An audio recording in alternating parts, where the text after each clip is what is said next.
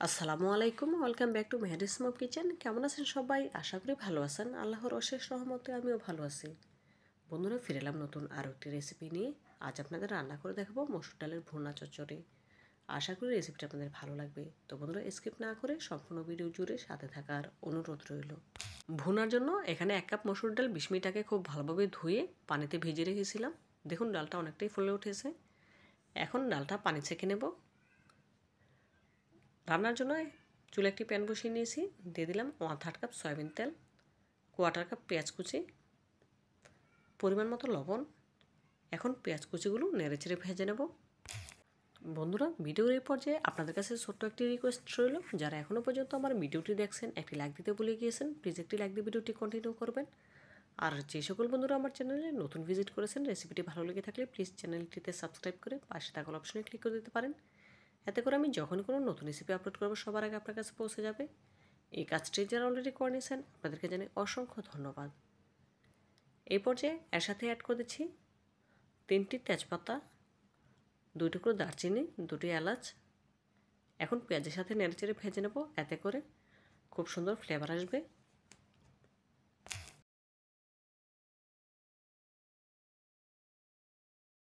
পেঁয়াজগুলো যখন ভাজা হয়ে গিয়েছে তখন এর সাথে অ্যাড করে দেব 1/2 চা চামচ আদা বাটা, 1/2 চা চামচ রসুন বাটা।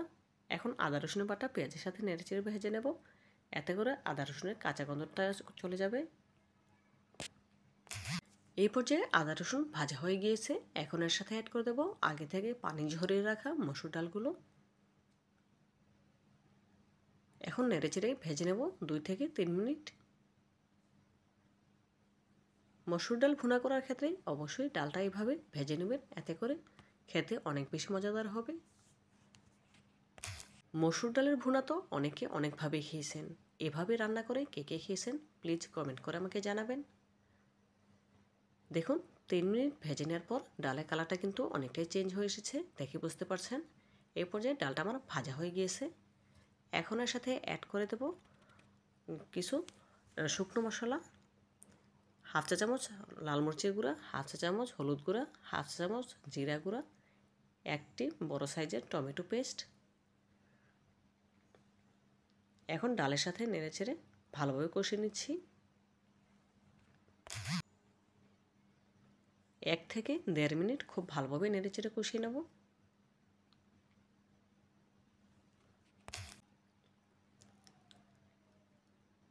দেখুন 1-1.5 মিনিট খুব ভালোভাবে কষিয়ে নিয়েছি। এখন এর সাথে ঝোলের পানি অ্যাড করে দিচ্ছি।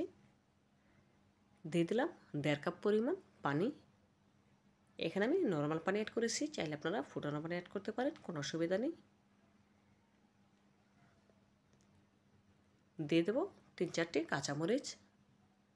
ঢাকা দিয়ে রান্না করে নেব 5 থেকে 6 মিনিট। এই 5-6 মিনিটে ডালটা পুরোপুরি সেদ্ধ হয়ে গিয়েছে। এখন ঢাকা তুলে নেব। নেড়ে আপনাদের দেখে দেব ডালটা কতটা পারফেক্টভাবে সেদ্ধ হয়েছে, দেখেই বুঝতে পারবেন। আমি লবণটা চেক করে নিয়েছি, লবণটা একটু কম মনে হয়েছে, সেজন্য আর একটু লবণ অ্যাড করে দেব। নেড়ে ভালোভাবে মিশিয়ে নেব। মিশিয়ে নেওয়া হয়ে গেলে এখন এর সাথে অ্যাড করে দেব কিছু ধনেপাতা কুচি। মসুর ডাল ভুনার ক্ষেত্রে অবশ্যই ধনেপাতা কুচি দেওয়ার চেষ্টা করবেন, এতে করে খেতে খুবই সুস্বাদু হবে, খুবই ভালো লাগবে খেতে। নেড়ে চেড়ে নেওয়ার পর গ্যাসের ফ্লেম অফ করে দেব। এ পর্যায়ে রান্নাটা আমার কমপ্লিট হয়ে গিয়েছে। এখন চুলা থেকে নামিয়ে একটি সার্ভিং ডিশে সার্ভ করে আপনাদের সাথে শেয়ার করব। দেখুন মসুর ডালটা একটি সার্ভিং পেয়ালাতে সার্ভ করে নিয়েছি। মাশাআল্লাহ, কালারটা কতটা সুন্দর এসেছে দেখেই বুঝতে পারছেন। দেখতে যতটা সুন্দর হয়েছে খেতে ততটাই সুস্বাদু। আপনারা একবার হলেও আমার রেসিপিটি ফলো করে এভাবে বাসায় ট্রাই করবেন এবং খেয়ে আমাকে কমেন্ট করে জানাবেন। আজকের মতো বিদায় নিচ্ছি। আল্লাহ হাফেজ।